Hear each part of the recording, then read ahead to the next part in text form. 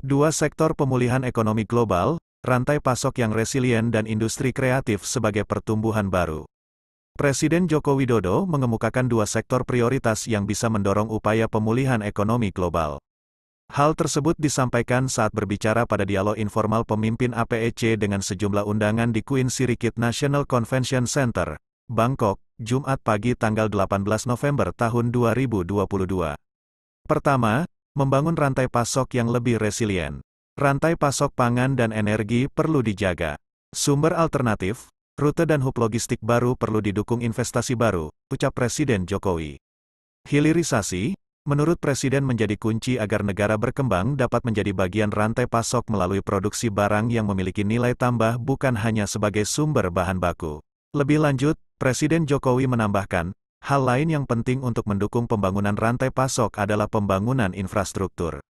Menurut ADB, kebutuhan pembiayaan infrastruktur negara berkembang di Asia mencapai 1,7 triliun dolar AS per tahun. APEC perlu memobilisasi pembiayaan infrastruktur, kata Presiden.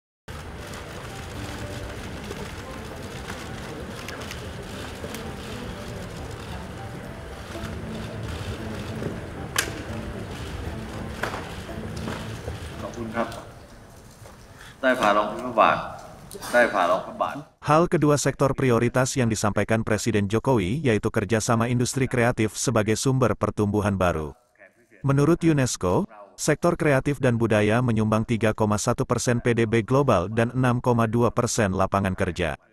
Ekonomi kreatif adalah sektor masa depan dan pilar pertumbuhan inklusif karena mendobrak batas geografis, gender, etnis, strata ekonomi dan mendorong pencapaian SDGs, jelas Presiden.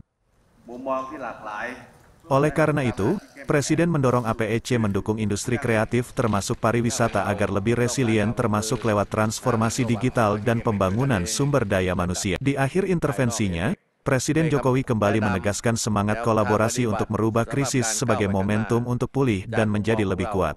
Pada akhirnya pemulihan yang inklusif, hijau, dan berkelanjutan adalah tujuan akhir kita. Perdagangan dan investasi adalah jembatan kita, pungkas Presiden Jokowi. สำหรับการก้าวไปข้างหน้าจากมุมมองของเราการค้าและการลงทุนที่ยั่งยืนเป็นเครื่องมือหลักในการเร่งฟื้นฟูเศรษฐกิจ